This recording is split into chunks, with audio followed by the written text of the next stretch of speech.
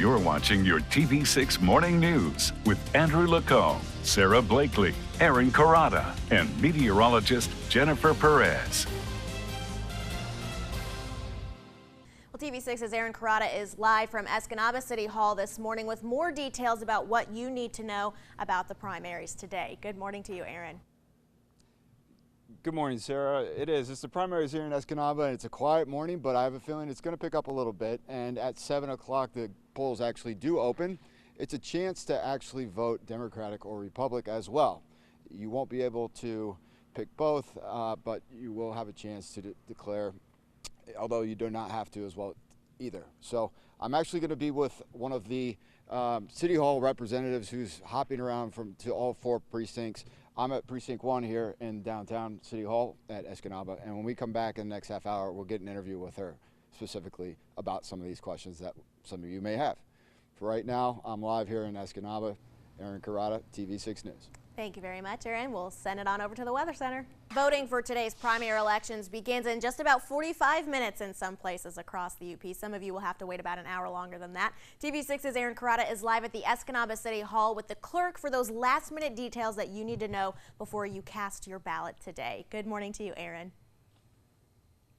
Good morning, Sarah. Thanks for joining me, Upers. If you haven't gotten up yet to get out, now is your chance to vote. And I'm with Lisa Glish, who's the organizer at the city clerk, the new city clerk. Good morning. Yes, good morning. How are you? Good. 4 months on the job, and here we go with the election, right? Jump right into it. All right. Speaking of which, let's walk the viewers through the process here that you're doing at the first precinct. Sure. Come on in. I can show you. So when a new voter comes in to vote, what they're going to do today is they're going to fill out their ballot here, or I'm sorry, their application to vote. They're going to see a chairperson sitting behind a laptop. They will be the one checking them in and issuing them a ballot. From there, what will happen is the person will be able to go over and vote in one of the voting booths.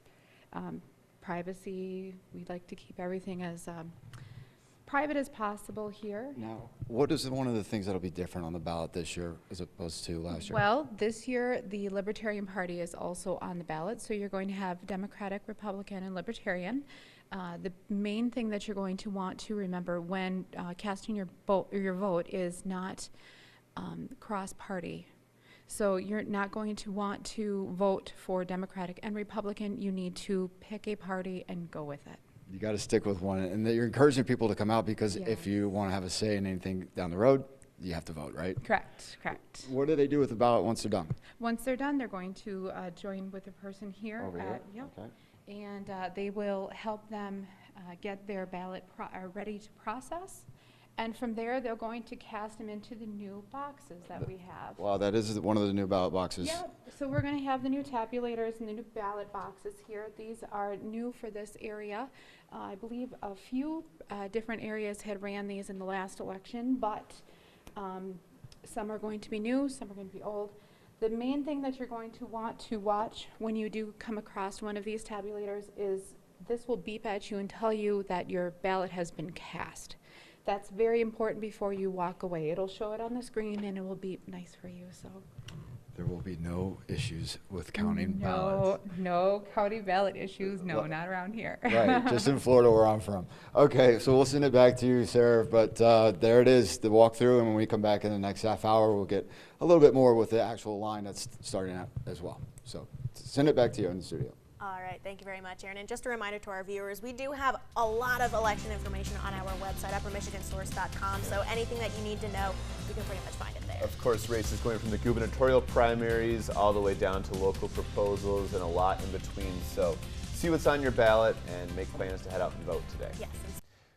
We are live from Escanaba City Hall this morning with a preview of today's election. TV6's Aaron CAROTTA joins us again from the polls that are just about to open. Good morning, Aaron. Good morning, Andrew. I'm down here in Escanaba. I've been here for most of the morning, and it's precinct 1 of 4 that are going on. And I've got someone with me today that I want to introduce you to as well. Ginny Heller, good morning. Good morning. You are the spokesperson chair Yes. for this particular precinct. Yes, I am. And what kind of crowd do you expect to come out this year?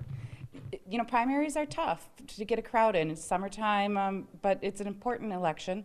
it dictates who gets to move on to the November election. So I'm hoping we get a good crowd today. Good reason to come out and vote. Now, if they are in line, it's from 7 to 8, and Yes. if they have to make it by 8 o'clock and they are in line, what is the process? As long as you're in line by the time the polls close, you will be able to vote. We'll make sure of it. Excellent. And in terms of the ballot and the write-ins, is there any particular order? Because I know this is the first year you guys are going to do the Libertarian. The write-ins, there is a spot in the category of which they're running for. There's a spot they can write in the name. We ask that they write in with a pen instead of marker, and then fill in the spot. And we'll get it recorded properly. Excellent. And in terms of the actual party that they select, they have to any different process this year than there was last? You just have to remember to stay within party lines this year. Each column is designated for a different party. There's a Republican, Democrat, and then Libertarian is also on the ballot this year. There's a lot of history behind this precinct. I'm looking at some very interesting illustrations on the actual booths. Those are the booths. Yes, those are the actual voting booths that people use for privacy. Very private, obviously. but- Very private. Where did the design come from in the back? They were made from local school-age children. Excellent. Starting them off young, and the phones are ringing. So on that note, Andrew, I'm going to send it back to you guys, but be sure to get out here and vote. It's excellent. Thank you for your time. Thank you very much. Aaron CAROTTA, TV6 News. Thank you so much, Aaron. Of course, today's primary ballots have everything from the gubernatorial primaries down to local ballot issues. So look at what's on your ballot. You can go to uppermichigansource.com, take a look, and then make plans to go vote. Yes, you can also find your polling place on there too. All right. Your top stories are on the way. We'll be right back.